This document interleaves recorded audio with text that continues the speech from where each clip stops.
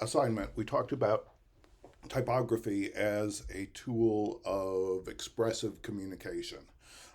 With the forward project, really what you were doing was taking a word, and that word had meaning, and communicated meaning through the letters and the meaning of those letters when you put them together in a certain way, but it's also communicating through the expressive power of what you did with that word.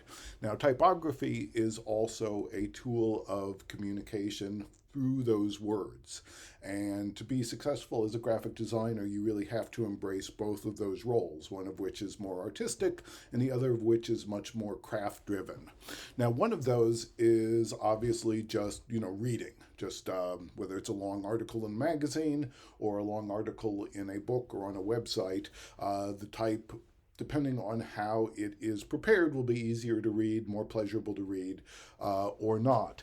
And if you think about designing a book, and there are people who do nothing except design books, you might think that, well, a book design, if you're designing the interior of a book, it's really just one decision, which is what typeface am I using? And that's absolutely wrong. That's just one of many decisions. You're also thinking about the size of the book. You're thinking about the margins of the book. You're thinking about how much space is between lines in the book. You're thinking about how you are indicating new paragraphs. You're thinking about a whole host of other decisions that are just really subtle, but also very, very important because they impact the reader experience. And depending on what you were doing and where you were working, some of those decisions might be pre-made, like all novels might be a certain size when they come out in hardcover and a certain size when they come out in paperback. But that doesn't mean that they're not decisions that are available to make. Another type of reading, though, is when you are scanning for information. Um, and an obvious example of that is a menu. I have a menu here, happens to be from Lyon Hall in Arlington, Virginia, and it's using sizes and weights and categories to help a reader navigate this information as quickly as possible. And let me just give you a couple of simple examples of that. So, first of all, let's say I'm starting here at hors d'oeuvres, soups, and salads. Well, if I say to myself, I'm not really hungry enough for an hors d'oeuvre today, uh, I'm just going to get a main dish. I've eliminated all of this text. That's all stuff I don't have to read. And that's part of the job of the designer of a project like this is is helping the reader find the information that's useful to them and avoid the information that is irrelevant to them. So maybe I do want an hors d'oeuvre, and so I start to scan. I say pretzel with mustard. Nah, mini frankfurters. Steak tartare. Maybe steak tartare. So see, these I eliminate it just based on the name of the dish. But I got the steak tartare, and so now I say, would I want to eat that? So now I can actually read the description. So hand cut filet mignon, capers, quail eggs, Dijon, rosemary crackers. And you've all used menus, I'm sure, many times, and the use of menu is something that you know how to do. That doesn't mean it's necessarily easy or obvious to create that experience for someone else. So here, there's a little bit of space between these items, so these are sort of chunks of information. We know that this one is different than that one. The bigger size and the space between them and the smaller side tells us that this is the dish name and the description. But someone had to make those decisions, and whether you love every one of these particular decisions or not, those are decisions that had to be made and had to be thought about for this menu to function successfully and help diners make their decisions quickly. But this is just one. A menu is certainly something you could do for this, but not the only thing. Here's a project that I was involved with.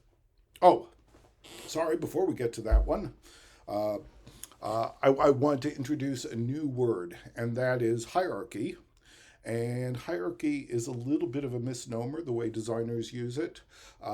If you think about a large company, the CEO would probably be at the top of the hierarchy with the president, if it's a separate person, which it isn't always, immediately below them, or maybe the president is above the CEO, and below them the vice presidents, and below them, et cetera, et cetera. Or the king is at the top of the hierarchy, and then uh, the nobility is below the king, and the knights are below that, et cetera, et cetera. But with hierarchy, designers are really meaning not the actual importance, but the importance of how the information is presented. So, in other words, this information is categorical, but probably the names of the dishes are what's actually the most important, or the text is more important. The information that you're finding is the most important, but it's actually what is probably the smallest. So this is a project that I had some involvement with. I worked for this newspaper over two tours for quite a few years combined. And this is the listing section, and I had a lot to do with how this was arranged. And how it was spaced, and how big everything was, and how this is organized. So I can talk about it a little bit beforehand, and the decisions that were made. So first of all, this says that music is the category. That's what's the most important. Well, if you discount the fact that this is city list, that's the name of the section, and it's telling us where various things within the section are. That is covered, in this case, for this issue, music, theater, and film. And so you see music, and then it was decided that people would probably want to use this list by, saying, I want to go out tonight. I want to go out tonight and see some music. And so if that's the way you're going to use it, then the day of the week is probably what's most important to you, because what happens on Friday is not important to you at all if it's on Sunday. And then we decided the second most important thing is what kind of music.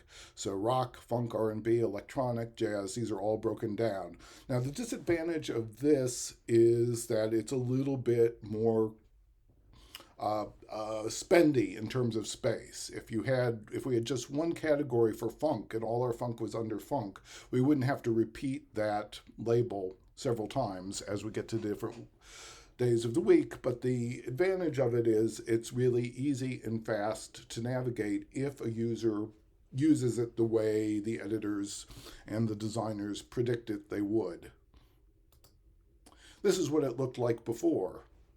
Sort of a very different sort of approach, fundamentally the same information, but a different way of approaching it. So in this case, music is organized by concerts. In other words, big shows, probably 5,000 seats or bigger.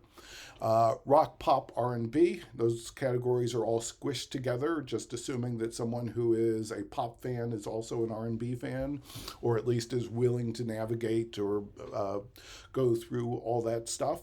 And then it changes to the names of the bands, the bands who can fill the big venues.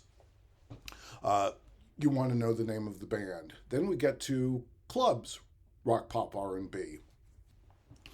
And now it's organized by clubs. So we have Afterwards, the Alms, Bayou, a couple, Birchmere, a couple others of those.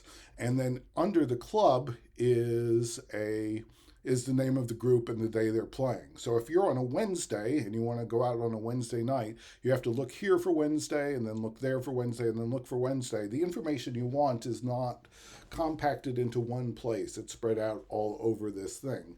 Now, if you live around the corner from Afterwards, if you live in if you live in DuPont Circle, and you say, I kind of want to go out, but I don't want to drive, and I want to make a big deal of it, maybe I'll just see what's at Afterwards. Maybe this is a better way of organizing for you if you're that type of user. But it was thought that for most users, this would be, went the wrong direction, this would be the clearer and easier and faster version to use. Another example of this is the newspaper homepage. Here we have a couple of older ones, but from the Washington Post.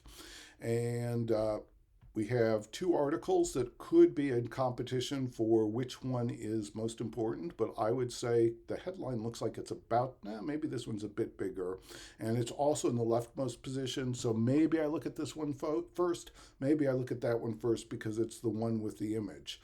We probably drop down to these because they have images. That sort of signals that they're more important. And then down to these. These are just without images. And this similarly is one way to organize a newspaper. All newspapers have essentially the same sections, same coverage. But here's the way the New York Times does it. This is not quite their current version, but it is a contrast with the Post. So here we probably look here first because this is both the biggest type and the boldest type on the page. I probably looked there second because it has the picture. I probably looked there third, and then maybe here fourth or maybe there fourth. But it's a way of controlling the order someone reads something by the sizes and the other decisions they made. A hierarchy doesn't always have to be top to bottom and left to right, just because that's the way we read. The other thing to note about the difference of this is the locations on the page are not, set or not fixed. So here, newspaper designers talk about above the fold and below the fold because newspapers, when they're sold in stores, are folded up. And so a reader or a potential reader looking down at a stack of newspapers on a shelf only sees the stories that are above the newspaper because a newspaper is folded. And those stories are the more important ones, the ones that it's thought are going to get a reader's attention. The stories that it's most thought is going to get a conversion. In other words, a conversion is turning someone who sees that newspaper into a buyer. And websites have adopted that phrase too. So by above the fold, though, with a web page, and obviously it's a little different if it's the mobile version of that website, but here for the desktop version, everything before you start to scroll is what a web designer these days would consider above the fold. So one of the decisions that New York Times makes is their opinion pages, their opinion pieces are above the fold. And if we just return to the Post, we could see that's not true here. It's still on the home page, but it's somewhere below where you'd have to scroll to get to it. And I think that's exactly reverse now. I think Post has moved their opinion up and New York Times has moved their opinions down. And here's just sort of an overt example I found on the internet of suggesting reading order about why you will read something first. And people do tend to read big to small, not exclusively, but that tends to be true.